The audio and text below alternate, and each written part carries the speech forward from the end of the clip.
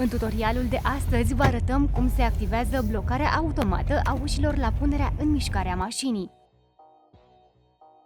Punem contactul și pornim mașina.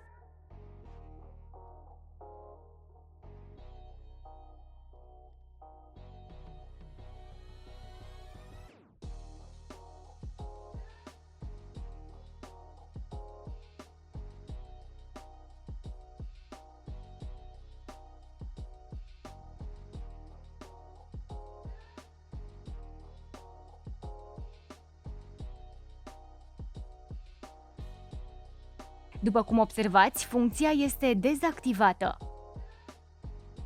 Mașina nu se încuie la punerea în mișcare. Să activăm funcția. Punem contactul. Ținem apăsat pe butonul ce încuie ușile.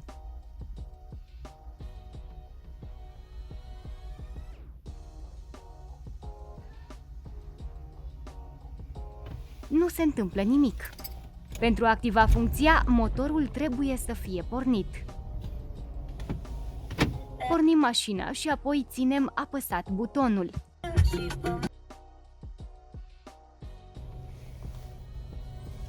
În urma bipului, funcția a fost activată. În bord ne apare mesajul de confirmare. Ceasurile de Clio 4 au funcția de a afișa mesaje în bord. Să ne punem în mișcare.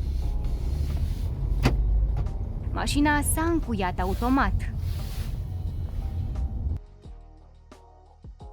Pentru a dezactiva funcția, repetăm procesul. Cu motorul pornit, ținem apăsat butonul de blocare al ușilor.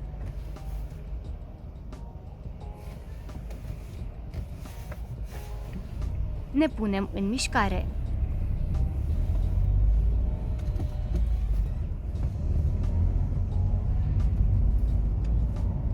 Ușile nu se mai încuie automat.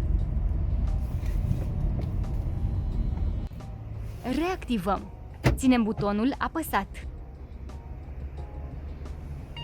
Funcția se activează.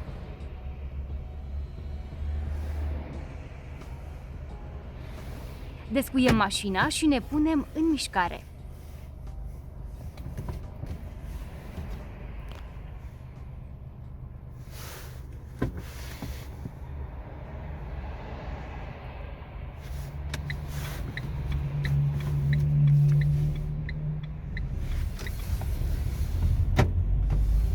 Mașina se încuie automat.